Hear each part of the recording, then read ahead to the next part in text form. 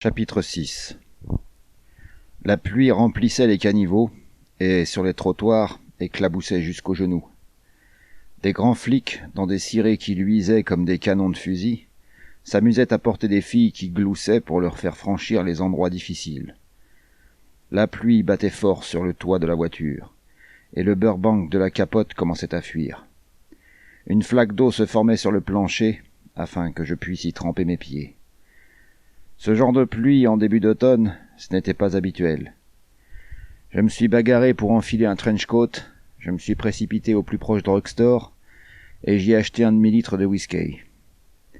De retour dans la voiture, j'en ai consommé ce qu'il fallait afin de me tenir au chaud et de rester motivé. J'étais garé là depuis bien trop longtemps, mais les flics étaient trop occupés à porter des filles et à jouer du sifflet pour s'en apercevoir. En dépit de la pluie, peut-être même à cause d'elle, ça bossait chez Geiger. De très belles voitures s'arrêtaient devant, et des gens de très belle apparence y entraient et en sortaient, avec des paquets. Et il n'y avait pas que des hommes. Il fit son apparition aux alentours de 4 heures.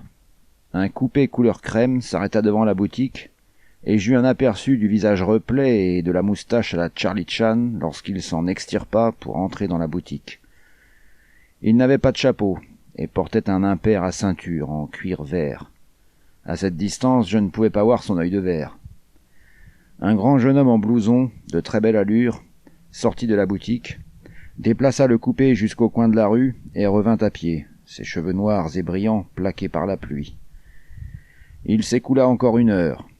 Il faisait sombre maintenant, et les lumières des magasins, estompées par la pluie, étaient absorbées par la rue noire. Les cloches des tramways retentissaient de colère. Vers 5h15, le grand garçon en blouson sortit de chez Geiger avec un parapluie et alla chercher le coupé couleur crème. Une fois qu'il l'eut amené devant, Geiger sortit et le grand garçon lui tint le parapluie au-dessus de sa tête nue. Il le replia, le secoua et le tendit à Geiger dans la voiture. Il retourna dans la boutique en courant. J'ai démarré mon moteur. Le coupé s'en alla sur le boulevard en direction de l'ouest, ce qui m'obligea à tourner à gauche, et ce faisant je me fis beaucoup d'ennemis, dont un tramino qui sortit sa tête sous la pluie pour m'aboyer dessus.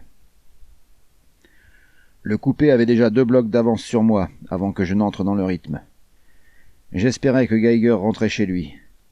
Je l'aperçus 2 ou 3 fois, puis le vis tourner vers le nord et s'engager sur Laurel Canyon Drive. À mi-chemin dans la montée, il tourna à gauche et emprunta un ruban de béton en courbe, nommé Laverne Terrace.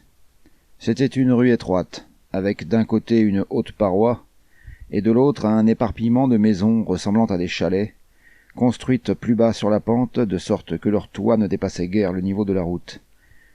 Leurs fenêtres de devant étaient masquées par des haies et des arbustes. Des arbres trempés gouttaient partout dans le paysage. Geiger avait ses phares allumés, et pas moi. J'ai accéléré, je l'ai dépassé dans un virage, j'ai noté le numéro d'une maison en passant, et j'ai fait demi-tour au bout du quartier. Il s'était déjà arrêté. Les phares de sa voiture étaient inclinés vers le garage d'une petite maison avec une haie de buis carré, arrangée de manière à masquer complètement la porte d'entrée. Je l'ai vu sortir du garage avec son parapluie en l'air et franchir la haie. Il n'avait pas l'attitude de quelqu'un qui soupçonnait qu'on le suive. La lumière s'alluma dans la maison. J'ai roulé lentement jusqu'à la maison voisine, juste un peu plus haut, qui semblait vide et qui n'avait pas de pancarte. Je me suis garé, j'ai aéré la décapotable, j'ai bu un coup à ma bouteille et je suis resté sur place. Je ne savais pas ce que j'attendais, mais quelque chose me disait d'attendre. Une nouvelle cohorte de minutes mollassonnes se mit à défiler lentement. 2 voitures ont monté la colline et ont franchi la crête. La rue semblait très calme. Peu après 6 heures, 2 autres phares apparurent, cahotant dans la pluie battante. Il faisait alors nuit noire. La voiture vint s'arrêter devant la maison de Geiger. Les filaments de ses phares luisirent faiblement, puis s'éteignirent. La portière s'ouvrit et une femme en sortit. Une petite femme bien faite, avec un chapeau vagabond et un impair transparent. Elle s'engagea dans le dédale de buis. Un léger coup de sonnette, une lumière dans la pluie, une porte qui se referme, le silence. J'ai attrapé une lampe torche dans mon vide-poche et j'ai descendu la rue pour regarder la voiture. C'était une Packard décapotable, grenat ou brun foncé. La vitre de gauche était baissée. À tâtons, j'ai trouvé la plaque d'identification et j'ai braqué la lumière dessus. Elle était au nom de Carmen Sternwood, 3765 Alta Brea Crescent, West Hollywood. Je suis retourné à ma voiture, je m'y suis assis et j'ai attendu. Le toit goûtait sur mes genoux et l'estomac me brûlait à cause du whisky. Aucune autre voiture n'a gravi la colline.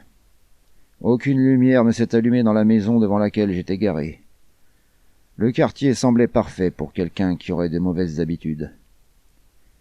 À 7h20, un flash d'une forte lumière blanche, comme l'onde d'un éclair en été, jaillit de la maison de Geiger. Tandis que la pénombre se repliait dessus et l'engloutissait, il fut suivi d'un petit cri perçant qui se perdit parmi les arbres gorgés de pluie. Avant même que l'écho ne meure, j'étais sorti de la voiture, en route vers la maison. Ce n'était pas un cri de peur. C'était le son d'un choc émotionnel mêlé de plaisir, avec un accent d'ivresse, empreint de pure idiotie. C'était un vilain son. Il me faisait penser à des hommes en blanc, à des fenêtres à barreaux et à des petits lits, étroits et durs, garnis de sangles en cuir pour les poignets et les chevilles. La cachette de Geiger était redevenue parfaitement silencieuse lorsque je parvins à l'ouverture dans la haie, et que j'en contournai l'angle qui cachait la porte d'entrée.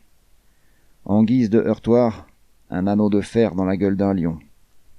Je tendis la main et le saisis. Juste à ce moment, comme si quelqu'un attendait ce signal, 3 coups de feu retentirent dans la maison.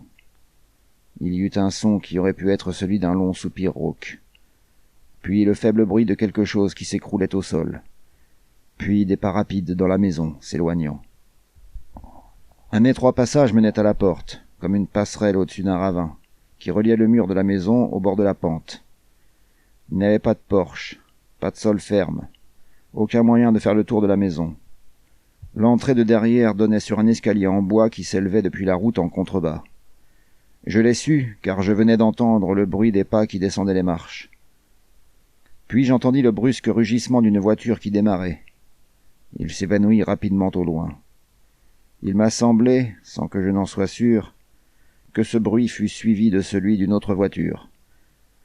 La maison devant moi était silencieuse comme une tombe. Ce n'était pas la peine de se précipiter. Ce qu'il y avait là-dedans y resterait. J'ai enjambé la rambarde qui bordait le passage. Je me suis penché autant que je le pouvais vers la fenêtre, qui avait des rideaux mais pas de moustiquaires, et j'ai essayé de voir à l'intérieur par l'espace entre les rideaux.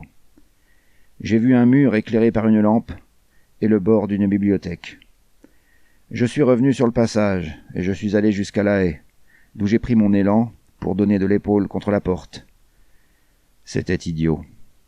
La seule partie d'une maison californienne que vous ne pouvez traverser d'un coup de pied, c'est bien la porte d'entrée. Je n'ai réussi qu'à me faire mal à l'épaule, et ça m'a rendu fou de rage. J'ai encore grimpé la rambarde et j'ai donné un coup de pied dans la fenêtre, puis, mon chapeau me servant de gant, j'ai ôté la majeure partie du petit carreau d'en bas. J'ai pu alors passer la main à l'intérieur et tirer sur le loquet qui maintenait la fenêtre au rebord. La suite a été facile. En haut, il n'y avait pas de loquet. J'ai tourné la poignée. J'ai franchi la fenêtre et j'ai écarté les rideaux de mon visage. Aucune des 2 personnes présentes dans la pièce ne fit attention à ma façon d'entrer, bien qu'une seule d'entre elles fût morte.